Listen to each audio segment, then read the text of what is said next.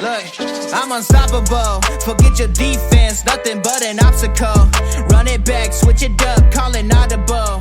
Serving up them Hail Marys till the game over with the showstopper. So hot, you gotta blow on it. I said I'll huff and I'll puff, then I'll pass to my left while I'm looking to my right. Hit them right in the chest. Welcome back, everybody. We're back. Josh is back with an 8K camera, apparently. He wanted us to see every single detail of his skin. Thank you for that, sir. Appreciate it, man. And his JT jersey, which, yes, we've seen it. It'll be on sale next week. Why are you like this as a person? why you don't have to be like this. You really don't have to be like this, sir. But you know what? We'll get to that in a second. So welcome back to the HorseShoe Mob Podcast. We're bringing you everything Colts and trying to keep our sanity at this point in time. So, before we go any further, I'd be remiss if we didn't mention our co-commentator, friend, brother, Harish Nukala, had a passing in his family. So we want to say prayers to the family, hoping everybody's able to come together with peace and love. We love you, and hopefully everything gets better soon for y'all. Yes, man. Sorry for your loss, man. Yes. And so without further ado, we can go ahead and just introduce the guys right after introducing the website, www.fanbattlesports.com, where you can go for all your AFC South goings on. You'll see articles, you'll see videos, you'll see podcast episodes or links to podcast episodes right on www.fanbattlesports.com. And yeah, make sure that you go there.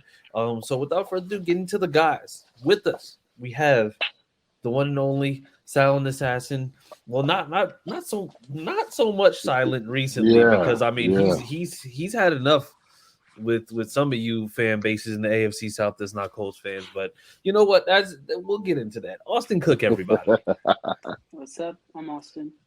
Yes, that is tame compared to the things that he's been saying recently. He's been the nicest. He's been the nicest today. Have you ever been in a couple of weeks? Okay, that's fair. Yeah, because that fuse has been short. Like literally, it's been like here's the top of the fuse, and here's the bomb, and there's about that much before just. Hey, let's not paint me out to be a bad guy. You are not a bad guy. I'm taking up You're my not a bad team. guy. You are not a bad guy, sir. I just want to let you know that you are not a bad guy. Okay, I need you to know. Okay, and then we also have with us the man, the troll, the legend, Josh Senior, everybody. Oh no! You're way too nice. You're way too nice. You're way too nice. But I have been the nicest compared to you guys lately. So yeah, I get that. What? Don't do that. Don't do that. Oh, my bad. No, that's me. See, the thing is, I have to balance things out, okay? Because at the end of the day, I know exactly what I'm dealing with at all times. Like Josh, you have very low tolerance.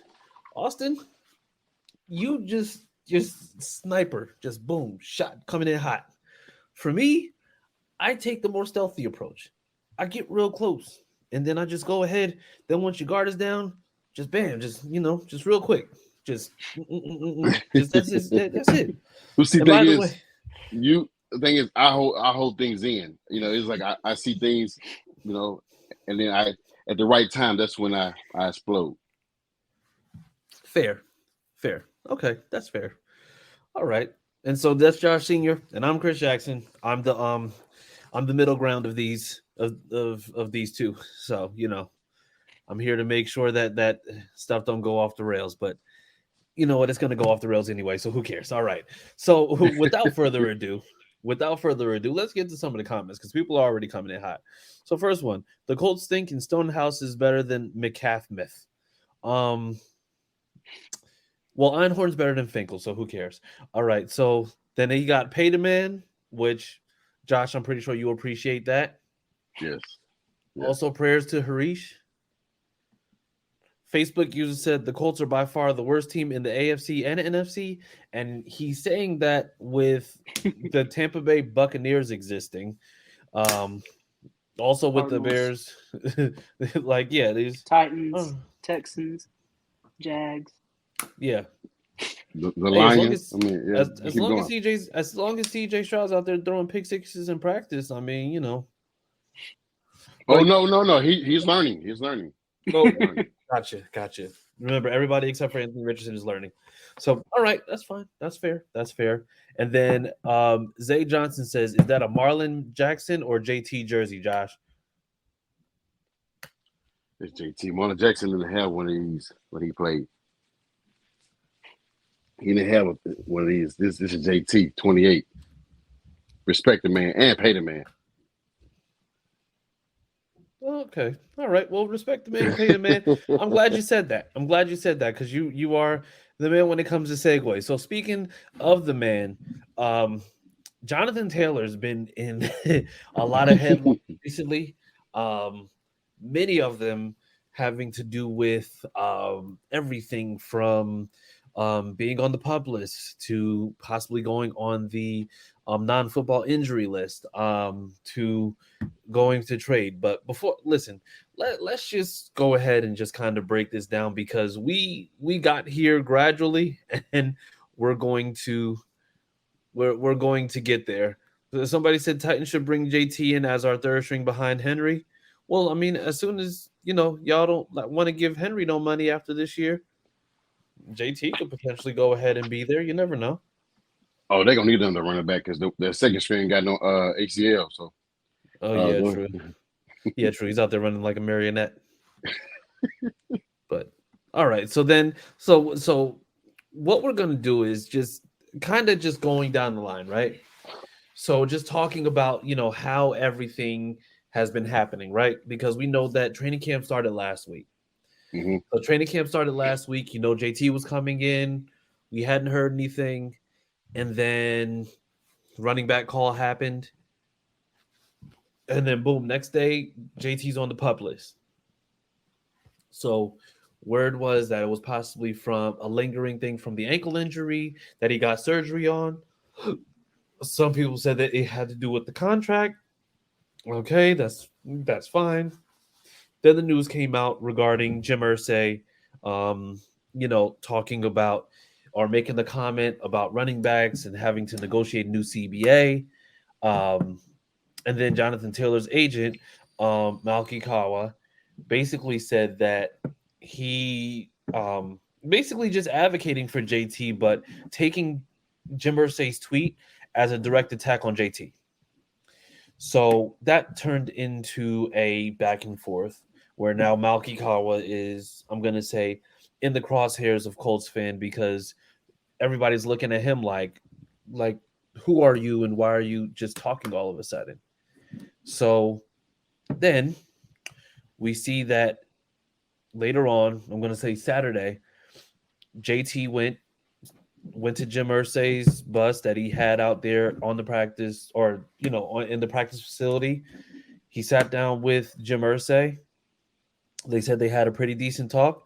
Then the news came out that there was a trade that they talked about. Okay, that's fine. Right. Now JT's kind of in everybody's crosshairs, like, yo, like, what are you doing? What's happening? What's going on here? Come to find out that the trade request happened that Tuesday before. So he'd asked for a trade, but he'd been in training camp, just hadn't been dressed for training camp the whole entire time. So now you're hearing different things. We're hearing that the money is he wants is $16 million per year, and he would like that money to be guaranteed. Then we're hearing that Jim Irsay saying that it's just like there's no way that we're going to pay him. There's no ways that. Then when we talked about the non-football injury list, now we're talking about the fact that they're saying that if they put him on the no football or non-football injury list, then basically that extends his contract for basically another season. That means that it basically takes away a year of eligibility, basically redshirts him for this year and just takes away that time. Right. So My question is, with everything that we've been seeing, we heard Jonathan Taylor say different things back in April. He was happy, he was content. He said, "You know what? I'm signed up for 4 years. I'm going to be playing. I put the pen to the paper, basically fully accountable." Yeah. Now, just speaking on JT, because we're going to talk about Irsay and JT's agent after this, but how is it possible for there to be such a shift, not just in attitude, but just in wanting to say, you know what, I want out of here to get to where we are now? Because it's only been it was only 3 months before we started hearing about this. So it's like, how did we get to this point from April? He changed agents since then. When he said it on April 19th, that he's all in, and that he like you said, he put pen to paper. He signed, what he signed up for. He's planning to play out the year and hope for a contract the next year. But then after that, he changed agents, and that's when it went downhill from there. That's the timeline I got. Yeah. What about you, Austin? I mean, yeah, I feel like he's definitely being fed. Like, I know we're not supposed to talk about the agent, but he's being fed some false information. Because, I mean, everybody knows what the running back market is. And, yeah, he should make more than most running backs. But he's definitely being fed some wrong information. And just, like, he shouldn't have made that big of a turn. Being from wanting to be a Colt for life to being asking for a trade request is just huge in a matter of months. Yeah. Yeah, and the issue that I'm having is that it was something that was mentioned, I think, by someone on Twitter, and I can't remember who, but it was a valid point, because what they said was that Jonathan Taylor, it's almost like he went with the good guy approach. He went with the good guy approach to say, "Hey, I'm going to sign it whenever we get a deal done, we'll get a deal done." And he consistently said the exact same thing over and over and over again. But then we see this shift where it's like you don't hear from him. You know that he's at camps, and you know that he's doing all these things, but now it's a little bit different, because now it's like, okay, I want to get traded. Now, of course, you're going to have all the speculation. Oh, this team wants him, or there's numerous teams that said they would take him and pay him, what it is that he's looking for, this, that, and the other. When in reality, you're looking at the things that people are saying and those things that are being offered, and for a fact that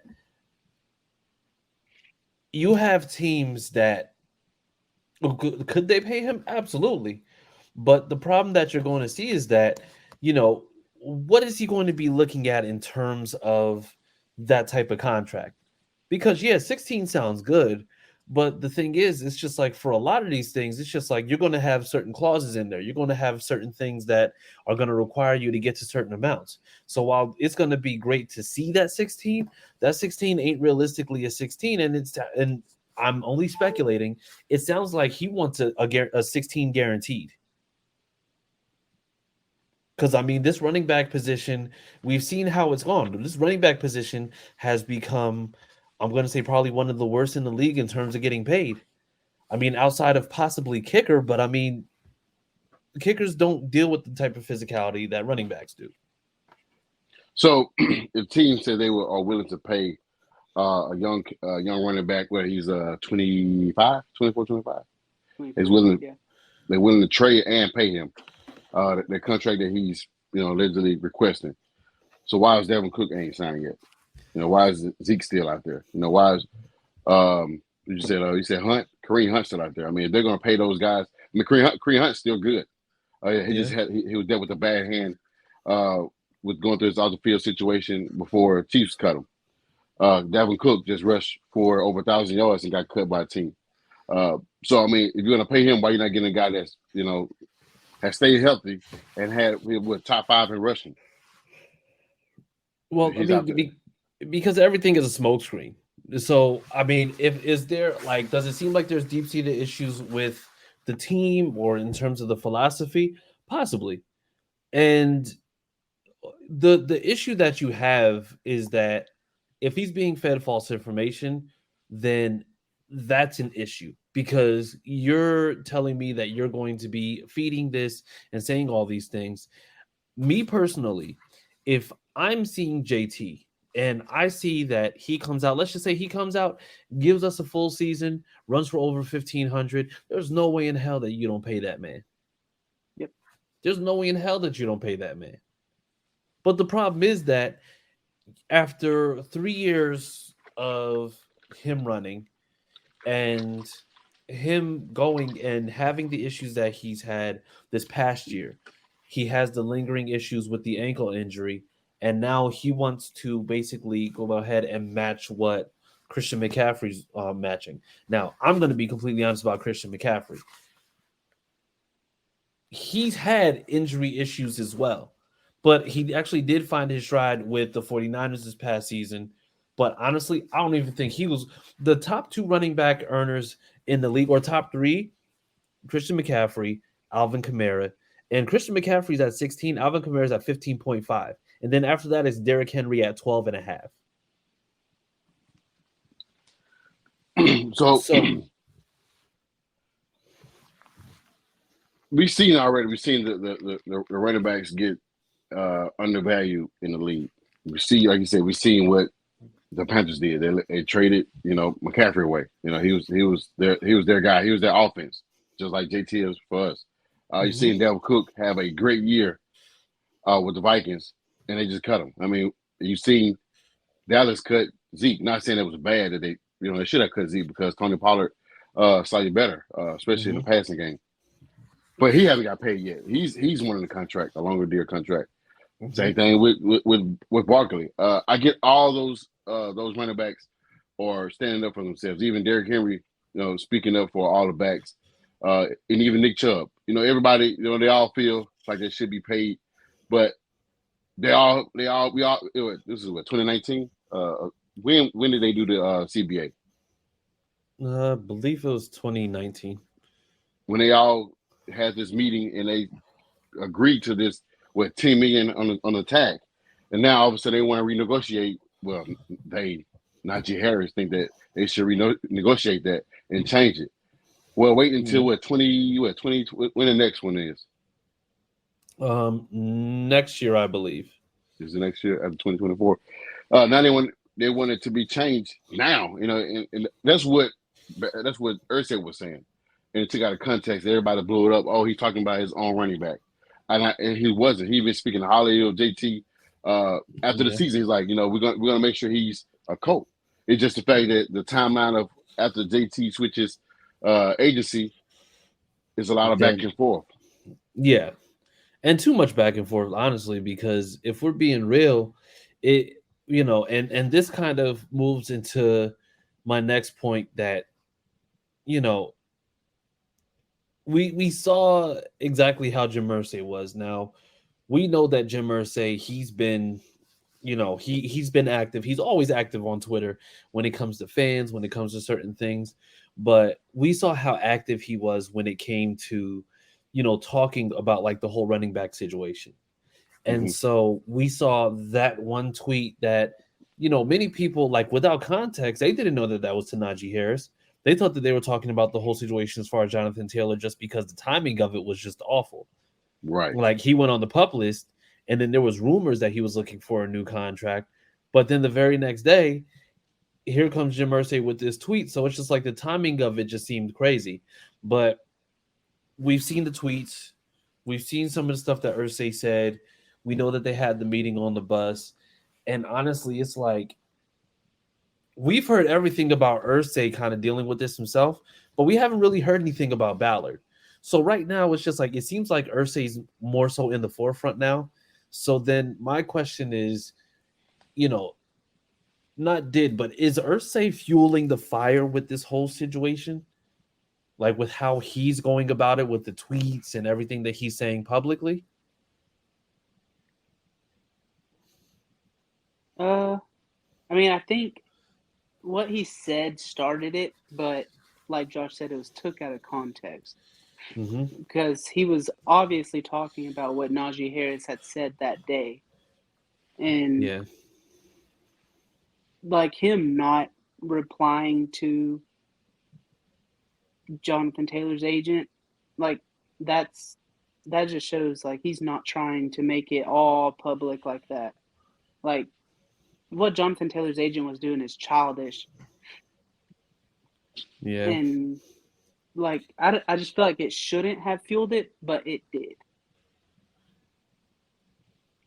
He took opportunity. It was a window of opportunity for him to do that because agents are smart. They know what the hell to do. They knew that, hey, if I say something at this moment, I can make this situation look bad. You know, I can say, hey, the Colts don't want to pay their running back. After 3 years of rushing for the team, they don't value their running back when that's not true. But he took that opportunity to do that once the tweet came out. Have Irsay not say that, things would have been private still. It just he took the opportunity. He's like, hey, this is my opportunity to say something or stand up for JT instead of just emailing or contacting him or contacting Ballard and say, hey, what's this about? What's the tweet about? I see Irsay saying something and we want to address it. But to your point, Chris, I look at Irsay speaking now because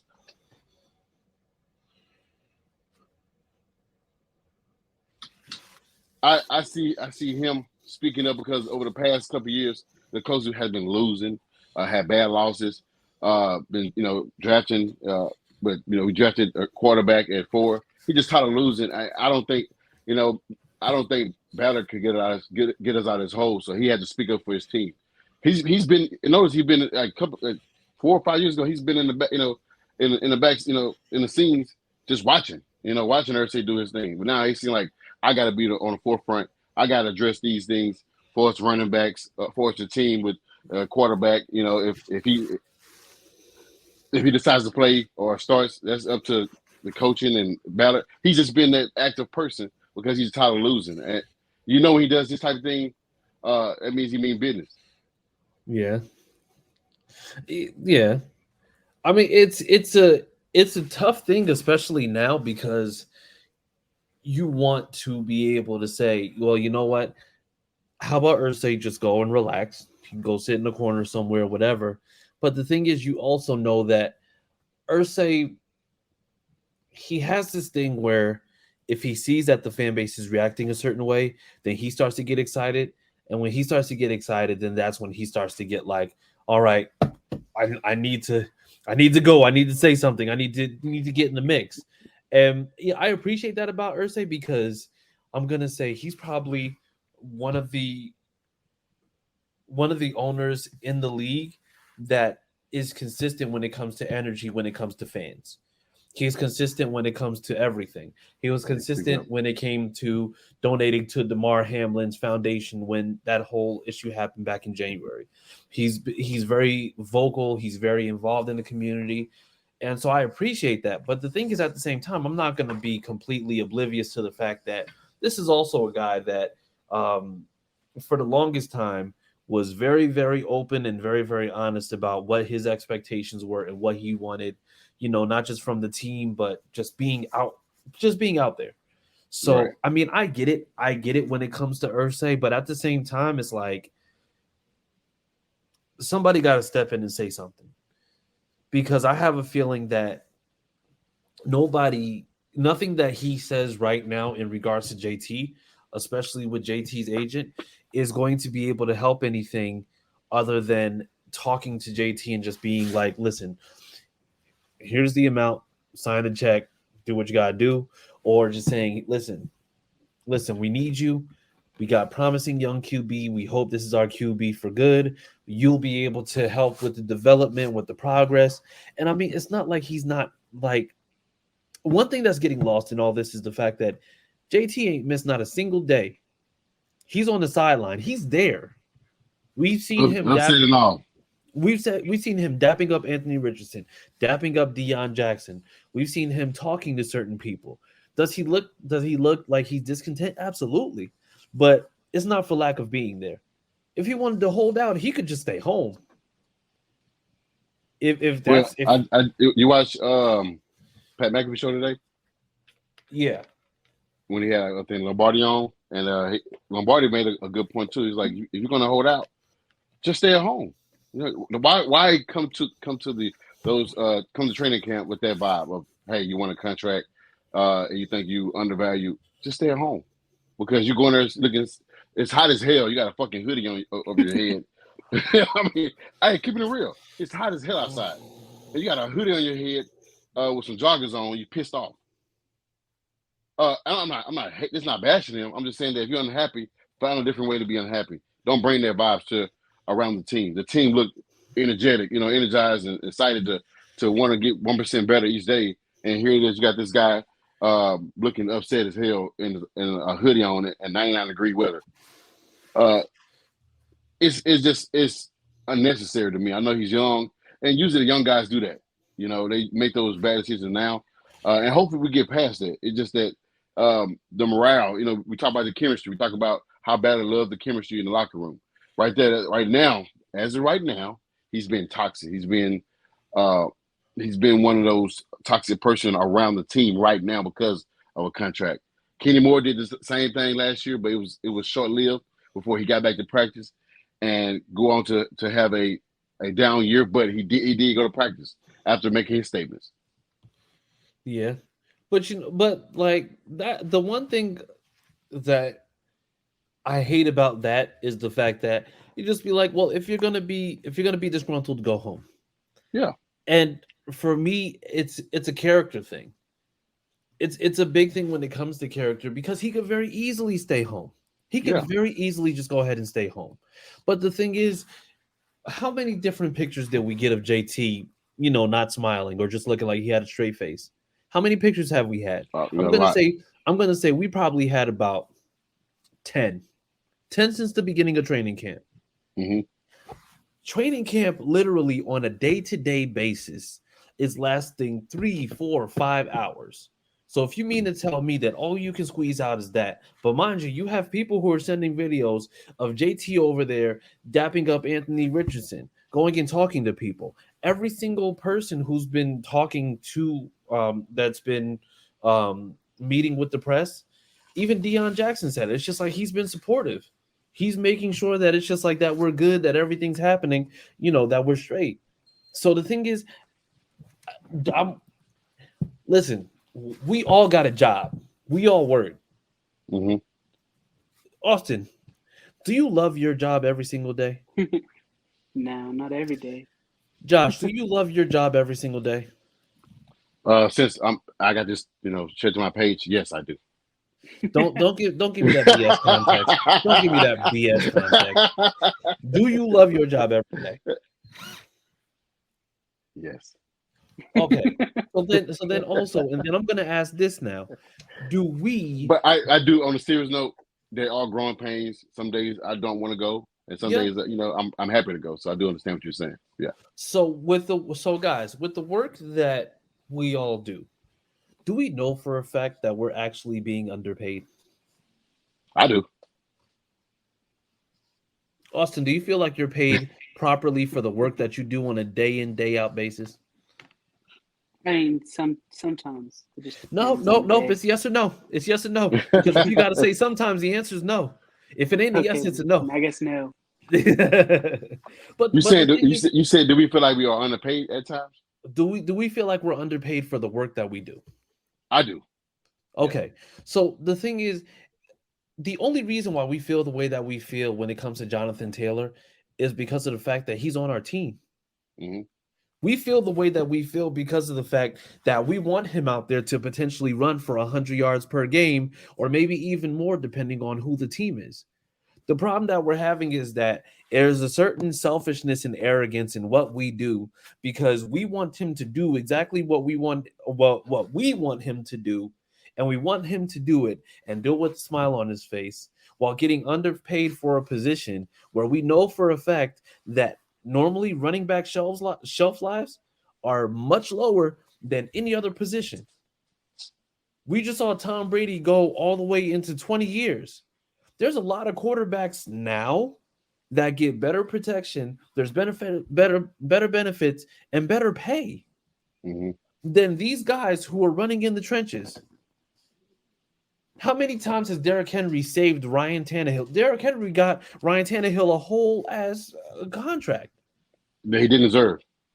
And we see Daniel Jones is making $40 million a year after the Giants 45, ain't it? Well, probably 45, but that's after they weren't willing to give him a 5th-year extension, and Saquon basically bailed him out. And Saquon is only making $1 million over what the the franchise tag is. Yeah. So I mean, there's a certain. So the thing is, there's a certain selfishness and an arrogance. Logan, don't do this. Stop it right now. Stop it right now. But there's a certain arrogance with what goes on with us fans. Like, I know that there's certain people that troll and they're just like, oh, well, we can just go ahead and get another running back. That's fantastic. So you know what? That's great, because no matter what, either you're going to get Barry Sanders or you're going to get Trent Richardson. And there's possibility that you can go in between, and there's no way to tell. We just know now that when Jonathan Taylor's healthy, we have a Jonathan Taylor. So my question would be, and you know, I don't really agree with everything Colin says. I think we had the spaces the other day, right? Yeah, we had the space the other day. I don't agree with everything. I don't agree with everything he says about us. Sometimes it's overkill, but he made a point that maybe they will be relying on AR to run the ball a lot.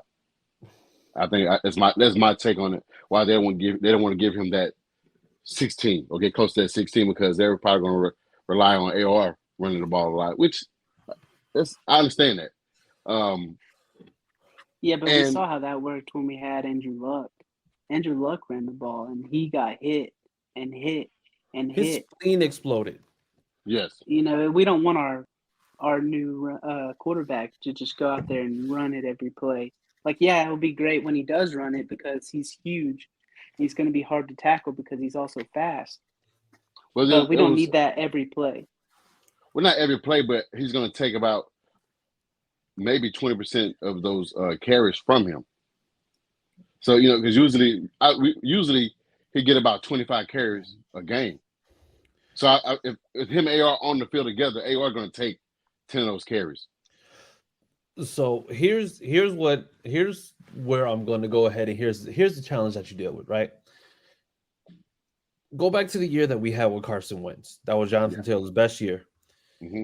The best thing that they had going for him is the fact that they had a good amount of play action and they had a good amount of read option. Mm-hmm. Now, mind you, Carson Wentz was able to sell the read option because he was semi-mobile. Now you have somebody who you're going to have to account for. So when it comes down to it, you're going to have to pick your poison. Basically, you're going to have to make him pass. But it's going to be really hard to do that because this is a guy who effortlessly got up to 6'4", 252 pounds. And he's solid. The dude's an alien. Yeah. So the thing is now, the best thing that you can do is have a running back there. Now, the thing is 16 million, is Jonathan Taylor worth 16 million? Absolutely. Is he going to get paid that? More than likely not. And that's only because of the fact that right now the running back market is just absolute trash. They can't come up with a solution to it. They can't come up with a way to make sure that they're compensated properly. And that's the position that takes the most physical punishment. Even when it comes down to D linemen and O linemen, D linemen and O linemen are paid. Like I said, they're in the trenches every single play. But we just saw Big Q got $20 million per year, and that was done on a Saturday. Like that was done. But the thing is now it's just like it's going to be hard fought to be able to try to find some type of impasse where, you know, we can get past JT's punk agent and still be able to go ahead and do it. I mean, we all want the agent fired. But that brings me to this next thing. Is Malky Cowell the most hated man in Colts history? And right now, like Jim Irsay is, because all the fans are mad at him. But yeah, his agent is hated right now too. The top 2 right now. Because you got to add Ryan Grigson. So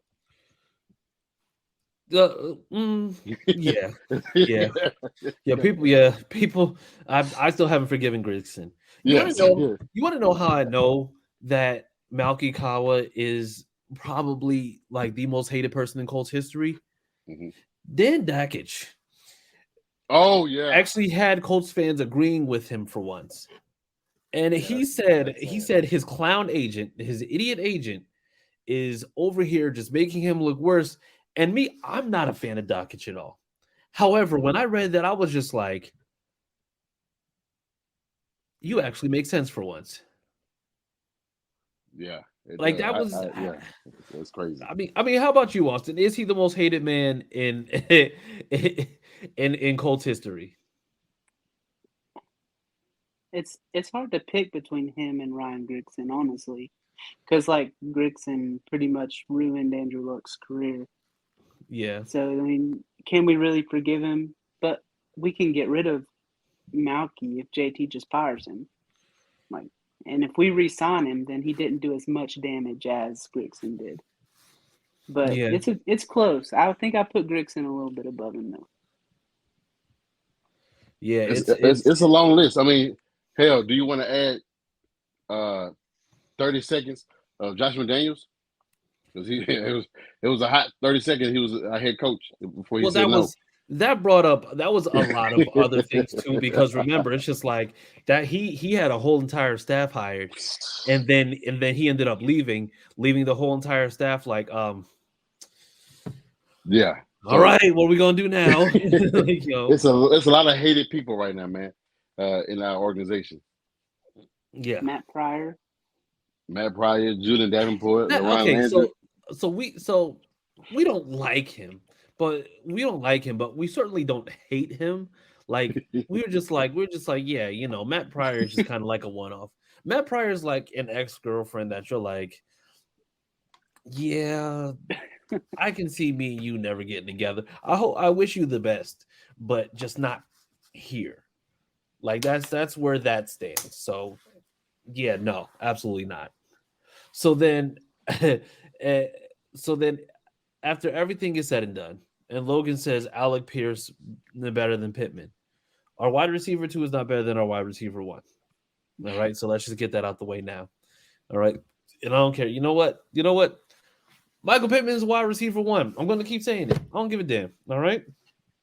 Oh yeah, because they've been calling us out, man. They said that even we don't think he's a wide receiver 1, and I never said he wasn't. I don't know who was saying that, but suck a butt. So I mean, so then I told you, see you and Austin are the y'all. I've been nice. Nope, I'm even. Sir, do you want me to read? Do you want me to read the things that you said in that Twitter group? This is a family podcast, okay? We're gonna. All right. So then, with that being said, no way. Okay. So here, actually, we got this comment coming. So shit. This is okay. Damn. So Ryan Brotons said, "No way he's the most hated. In a sad situation, JT is smarter than this," which we said. Even if he does $116 million a year, this isn't the way to go about it. Why would any franchise pay a guy that much coming off of injury that isn't the franchise quarterback? Fair. And I understand how important he is to this season, but how vital is he to the future, especially if Richardson hits his peak toward the end of JT's career? Okay, and that's big. That's fair. So I like that, Ryan. Thank you for that. Like that's fair. Like that's a fair assumption because, I mean, if we are looking at time is definitely like that's going to be a tough thing to get past. And I mean, even if you have like JT in a role where, somebody else is coming along, let's just say if Evan Hull ends up panning out, now you have another guy who you'll have in addition to your guy, and you have a 1-2 punch that will be able to go ahead and, like I said, help transition in the best way possible. So, I mean, there are possibilities. There's a lot of things that we're able to do, but I think it's just going to be more so about the fact that they're going to have to really just find an impasse and go with it. And hopefully Jonathan Taylor's agent will be his ex-agent because that guy's a tool. So, and by the way, I think somebody from his agency got on and said, hey, for everybody that had something to say something now. And, my response was, who the hell are you? So, to whoever his coworker or whatever he is, you can suck a butt to. So yeah. And now, then now, just taking randomly, we're not even betting, just taking predictions. When will this all be resolved? Tomorrow. Uh, It's gonna take a while, I think. You know, Austin, you and I, we're cool. I love you as a brother, but sometimes I just don't like you. I just can't do it sometimes. At least it ain't me. Okay. I'm glad I'm not in those shoes, but this is gonna bleed into the season. Really? Yeah, because we weeks away before the first game, and I don't think it's gonna resolve that soon because I mean the agent already saying that he doubted that the shit get repaired, so he's already looking for an out, so it could bleed all the way to the season. They bearing any changing between the front office because Irsay got his mind made up. He said he's not paying that $16 million. That ain't happening. Yeah. He just said that's $16 million, but whatever the offer is, that ain't happening right now. So whatever it is, he said he ain't paying it right now. But he did say that, we all talk about how he's coked up or he on drugs or he's doing this again, whatever, he relapsed. But the guy got some sense. When it comes down to money, shit, he might be the smartest man in the world. When it comes down to money, and he's making sure that he keep. I ain't gonna say keep it. It's the fact that he makes sense. He makes sense. I'm not gonna pay you right now. I'm going to pay you. Want to. He said I'm going to pay you. It ain't about the injury thing. I don't think they're not paying him because he got injured. It's the fact that your contract is not up, man. We have paid all our guys. Exactly. Yeah, they didn't pay Marshall Paul. They didn't pay Adrian James. Okay, cool. We can't use that right now. We can't use that. He also said that. When Peyton Manning was in the league as rookie, he had a running back surrounded him. So he's talking about JT. So he's going to pay him. So I don't know why his agent is just sticking his foot in his mouth right now because he's going to cost his client the bag. Yeah, he's going to cost him more than he's going to make him. Yeah, he's going to cost him the bag. So, and people are saying why Ballard not saying that. I think Ballard probably feels the same damn way. Ballard cheap any goddamn way. So I don't think he need to talk at all because he's fucking paying Ballard. So, and I think he agrees with Irsay. So, I think that once they, the agent, both sides continue talking, if they do talk at all, it might bleed through the season. I mean, I don't think he'll hold out. I don't think he'll hold out. I think he'll play. Because holding out is going to cost him more than anything else. Yeah, and he may cost us a game or two because he's pissed off. But are we looking at a division this year? Are we looking at Super Bowl this year? If he costs us something, he's only helping us out and hurt himself. We're winning the Super Bowl. What do you mean? I mean, we all right. Puppy breaks there, Austin. You're getting too crazy. Too crazy. I'm only proving my point that I'm the nicest guy. I'm the nicest guy. I'm proving my point today. No, that wasn't mean. It was just terribly unrealistic. But, all right. So Austin, you said tomorrow. Josh says this is going to bleed into the season. I'm going to say this would before preseason week 3. This will all be sorted out. So 2 weeks. I give it 2 weeks. So you're saying that he's gonna fire his agent because I think his agent's gonna change shut the fuck up and change his mind and temper his expectations of a contract.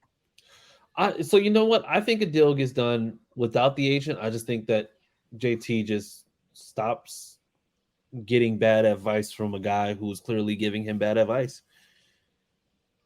I mean, he don't think it, right. He don't see it right now. He's a young guy looking at money. He don't see it right now. It's gonna take a lot of people from Colts organization and people like family members, and probably other people reaching out. It may be, Adrian James might reach out to him. Look, man, I've been through the same thing. Look, Colts didn't offer me a contract after my second contract.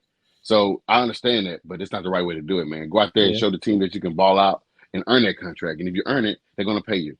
Yeah, but you know what? But there's a big difference between Edgerrin and how this thing's going with JT. Edgerrin was on a 7-year deal.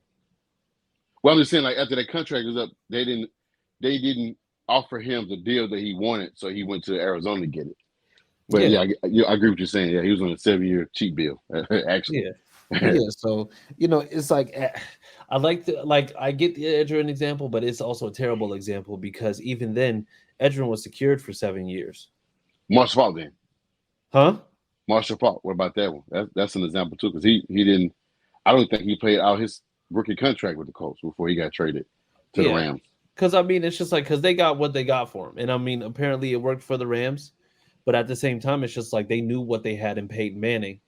So the thing is, it's just like that you have somebody coming up in that case. I just think it's a very, very different thing because you know what you're getting with the Peyton Manning. Yeah. You don't necessarily know the same thing when you come with the Anthony Richardson. You knew that when you had Peyton Manning, you were going to be transitioning into being a pass first team. You didn't necessarily need a running back, but you got a running back because you know what? You just got somebody to go ahead and help back there. But the difference now is that you have somebody like Anthony Richardson who is no way in any way, shape, or form the same archetype as Peyton Manning was, because Peyton Manning was a pocket quarterback through and through, and that's just what that was. He was a damn nerd. But with this, fair. He studied the game. He actually studied that shit. Yeah. And the thing is, Anthony Richardson, I think, is also he's going to show up as being a big student of the game, but also at the same time, he doesn't have those same attributes that you have with Peyton Manning. So the thing is now, what do you do to make sure that you're providing him with as much support as possible? You make sure that you provide him with somebody who's going to be able to help him with running the ball, who's going to be able to help him with potentially chipping and then rolling out. You have with somebody like Anthony Richardson, there isn't a single play in the playbook that isn't available with preparation. Mm-hmm. Because let me tell you, even now, everybody that you know is trending towards being mobile, having a strong arm, being able to do ABC all the way down to X, Y, and Z. But you do want to make sure that you have help with that. I think the one thing that we're going to look at, especially now, Pat Mahomes is just a unicorn. So that's just who he is. But the thing is, look at somebody like Josh Allen. He has the arm. He can throw. He can do that. But guess what? Who's the best person who runs the ball best on his team? He does. Him. Who? Josh Allen. Yeah, they definitely have a running game. It's bad. Yeah, they let go Devin Singletary. I think he's with the Texans, right? Houston. He's with Houston. I think this is my theory. Is that again? I go back to that. I think they're looking at the Ravens, how they built their team around Lamar. They didn't get the team they have until now, but they did get a running game. They had Mark Ingrams, and they ended up getting J.K. Dobbins. But Lamar was featured a lot in that run game for his first 2 seasons. I'm not saying that could be us, but I feel like that's why you haven't seen the Ravens spend money on running back, and J.K. Dobbins won't get nearly the amount of money that JT has. Well, offering or will be offered, but I think that's why he's with the highest paid quarterback right now. Or is it Herbert? Is Herbert the highest paid quarterback? No, Herbert's the highest paid, but he's only the highest paid by an extra $500K per year. Right, but that's how Lamar won the negotiation. Because like I was a quarterback and I was a running back for your team, so I was the MVP. So I feel like they're looking at teams like they're looking at the Ravens and they're looking at maybe possibly what Philly did, because they use Hurts in the rushing game and they let go Miles Sanders, which that's stupid. But hey, that's what you see what they're doing right now. They don't have a running game. Yeah. But that's where they're at. So that's just what it is. So you know what? It's great to be able to talk this out, because we know that it's been an awful time trying not to talk about this, and then also hearing all the BS coming from people who say they're fans that are just saying they're being realistic, whatever the hell that means. Right. But yeah. What is realistic? Realistic. I don't know. We've seen a certain fan that say they're realistic about their team where they support other teams, but we're not going to talk about that, please. Yeah, okay. We're gonna stay as far away from that one as possible. We're not gonna touch that with a 10-foot pole. So yes, all right. So then, with that being said, so we're gonna go ahead. We're gonna get out of here. Oh wait, hold on. We have one more. If JT has a disappointing season, then would his next contract look way different? His value will likely decline to the Colts league overall. Right now, JT and his agent likely feel like he should be the running back to stand firm and demand the money sooner, which likely just hurts him. If Irsay says he isn't doing it, he probably just isn't doing it. Colts should just give him a $2 million bonus, keep him happy for this season. Tell him if he produces, the extension is coming next season. And but they said that though. But as far as the extension happening next season, as far as the $2 million up front, I mean, I don't think they want to right now, especially with this agent shit. He talking the way he talking. I think they won't give him shit right now. Well, yeah, and I think the once again, you're just running into an issue where the timing is just awful. Like the timing is absolutely awful.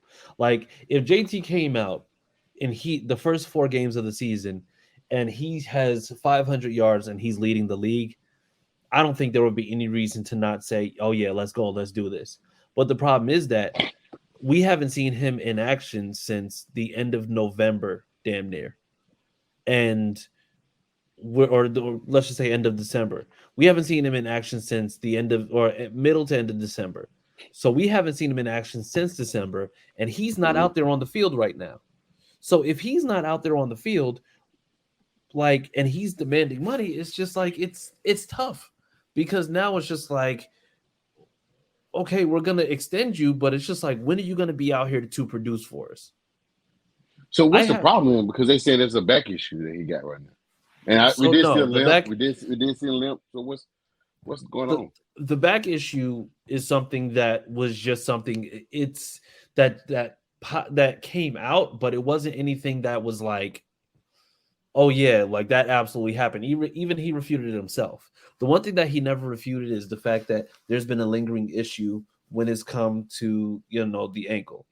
So, I mean, it seems like it's just a bad ankle right now, especially with him just like being there every day. But that's just what it seems like right this moment. But I'm going to say Eric was correct with, I do feel like they could go ahead and do something to make sure that it's just like he has that. You have 19 million in cap. You're not going to do anything else. We're leading into the preseason where you have the 90-man rosters, and then you have to get that down to 53 at one point. You're going to have the money. Somebody's going to be cut that's getting paid. So you have the means to be able to do whatever you need to do. And then next year's cap is going to go up by $28 million. And then we're not going to have any QB money or anything along those lines on there, which means that you're going to have that much more. So, I mean, you can do we don't see Pittman throwing a bitch fit, and we don't see Grover Stewart because I think he's in a contract year. Kenny Moore is in a contract year. Yeah. Who else? Julian Blackman's in a contract year. That's a lot. It's a list. But none of those guys are having a bitch fit. They're going to, we have seen what Pittman have said. He's going to go out there and play. Yeah. And I mean, Grover Stewart earned his money. I'm not saying JT haven't, but he's not having that fit. He's going to go out there and play. And he's going to earn what he's probably want to negotiate. Yeah. Yep. He's going to earn it. He's going to. And I have no doubt in my mind that like JT is absolutely going to do so, but as of right now, he's hurting his case more than he's helping it. So I mean, that's pretty much just where they're at right now. Like he's going to have to just prove it, and he's going to have to show up. And it sucks because I love JT, but at the same time, it's just like he's hurting himself with all this BS. But I stand with JT, and that's fine. And I'm there with you. I understand. I want him to get signed, get paid, all that great stuff. So yes, I think we're all kind of on the same page when it comes down to it. Just want them to figure it out so that we can stop going through all this turmoil in the off season. Because I'm really sick and tired of dealing with turmoil in the off season. There's always injuries. There's always some drama surrounding the team, like it was last year. Injuries and drama with Kenny Moore. It's every year.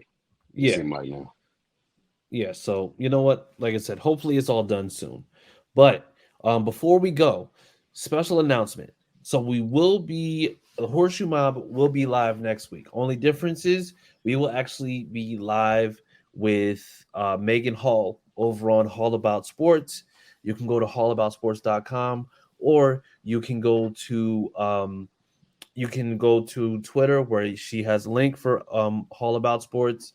We'll be live there talking Colts news, talking with some other things. Like I said, just everybody just talking all that great content that you're looking for. So we'll be there next week at, I believe, 9 o'clock Eastern time. 9 o'clock Eastern, 8 o'clock Central. So yes, we will be live and we will be there. So make sure that you're tuning in.